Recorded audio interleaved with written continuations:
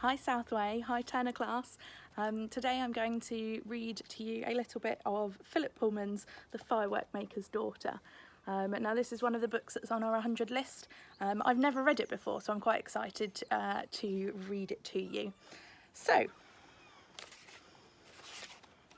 Chapter 1. 1,000 miles ago, in a country east of the jungle and south of the mountains, there lived a firework maker called Lackland and his daughter Lila. Lackland's wife had died when Lila was young. The child was a cross little thing, always crying and refusing her food, but Lackland built a cradle for her in the corner of the workshop where she could see the sparks play and listen to the fizz and crackle of the gunpowder. Once she was out of her cradle, she toddled around the workshop laughing as the fire flared and the sparks danced.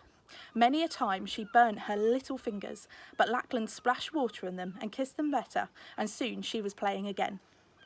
When she was old enough to learn, her father began to teach her the art of making fireworks. She began with little crackle dragons, 6 on a string. Then she learned how to make leaping monkeys, golden sneezes and Java lights.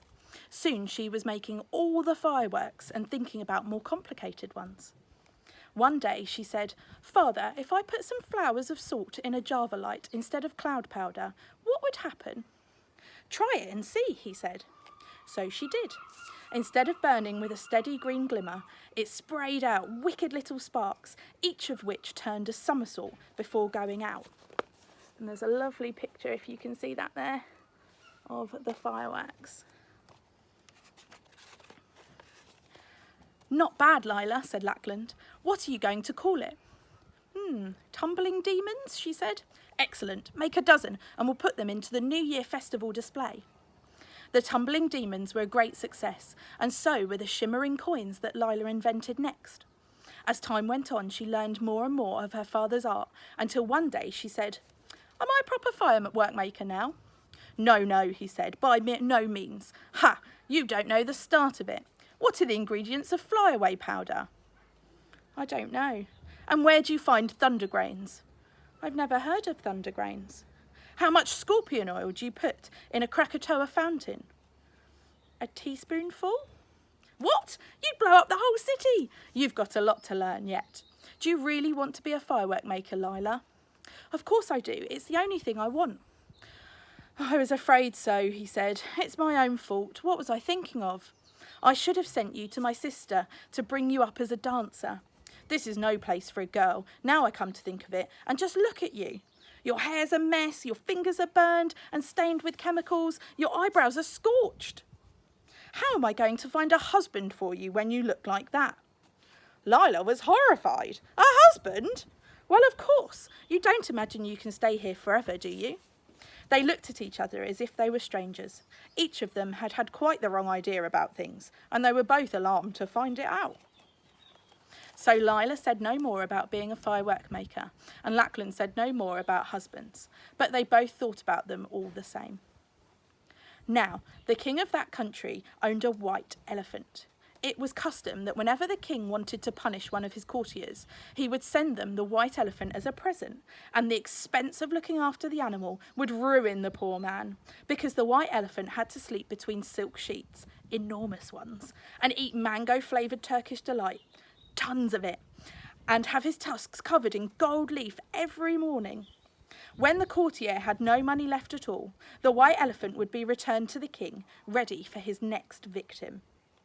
Wherever the white elephant went, his personal servant had to go too.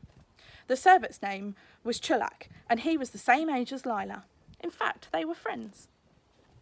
Every afternoon, Chulak would take the white elephant out for his exercise, because the elephant would go with no one else, and there was a reason for this. Chulak was the only person besides Lila who knew that the elephant could talk. One day, Lila went to visit Chulak and the white elephant. She arrived at the elephant house in time to hear the elephant master losing his temper. "You horrible little boy," he roared. "You've done it again, haven't you?" "Done what?" said Chulak innocently. "Look," said the elephant master, pointing with a quivering finger at the white elephant's snowy flanks. Written all over the sides in charcoal and paint were dozens of slogans. "Eat at the Golden Lantern," "Bangkok Wanderers for the Cup," Star of India Tandoori House. And right at the very top of the white elephant's back, in great big letters, Chang loves lotus blossom true. Kiss, kiss, kiss. Every day this elephant comes home with graffiti all over him, shouted the elephant master. Why don't you stop people doing it? I can't understand how it happens, master, said Chulak. Mind you, the traffic's awful. I've got to watch those rickshaw drivers like a hawk, and I can't look out for graffiti artists as well. They just slap it up and run.